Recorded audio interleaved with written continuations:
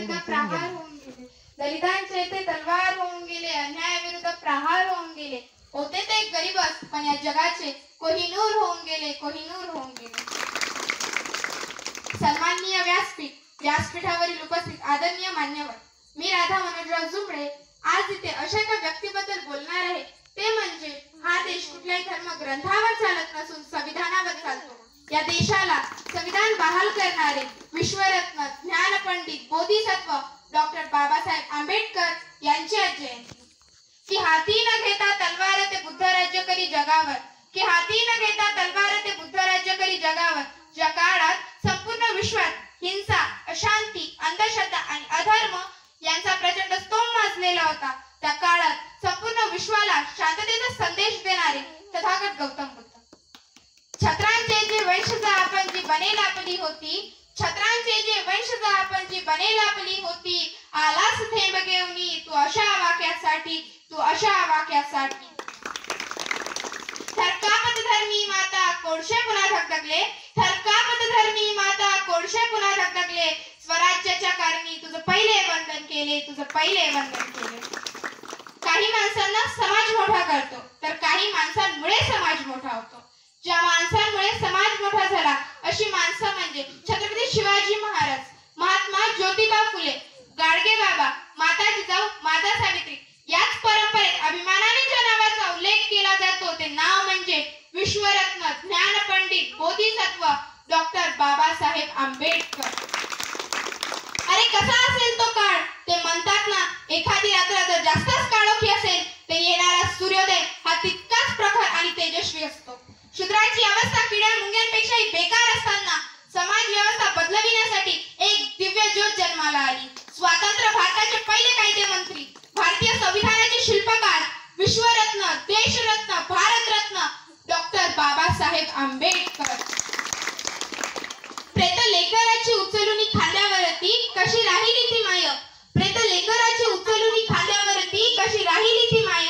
साऱ्या जगाचा पोषण करणाऱ्या त्या भीमदुधावरची साय, त्या भीमदुधावरची साय. तारुण्याचा झरा दिन दलितांची आई, तारुण्याचा झरा दिन दलितांची आई. माता रमाई, माता रमाई. जग बदल घालून निघावं, जग बदल घालून निघावं, सांगून गेले माझं भीमराव, सांगून गेले माझं भीमराव.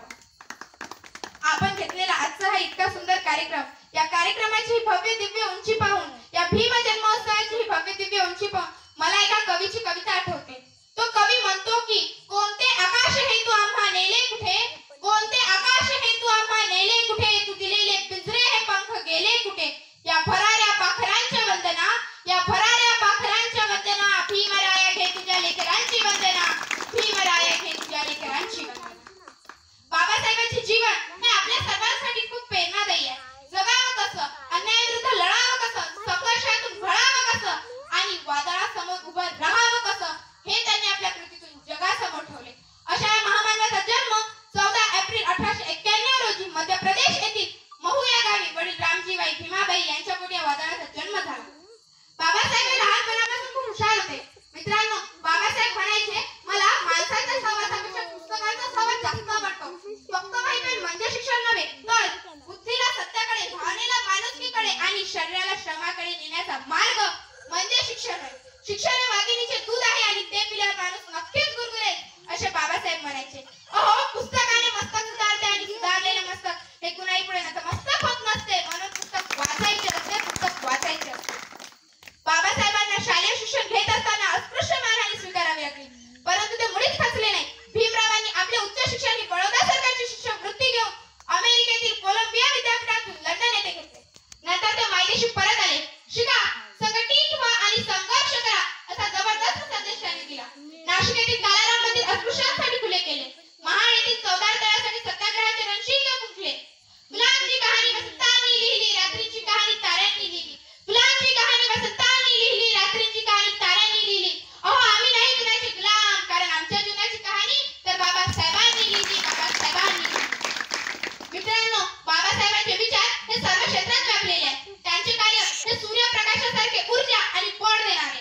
सूर्य जसा कधीच भेदभाव करत नाही, तसेच बाबासाहेबांचे कार्य हे सर्वांसाठी सारखेच, म्हणून त्यांना सर्वव्यापी ही उपाधी दिली जाते.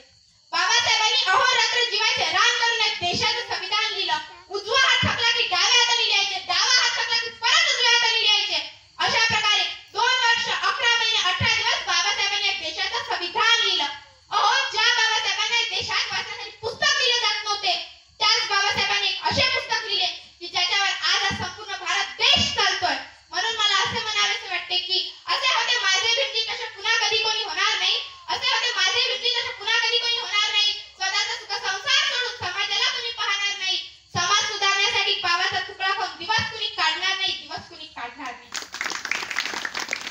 बाबासाहेबांचा असाच एक प्रसंग मला तुम्हाला सांगावासा वाटतो.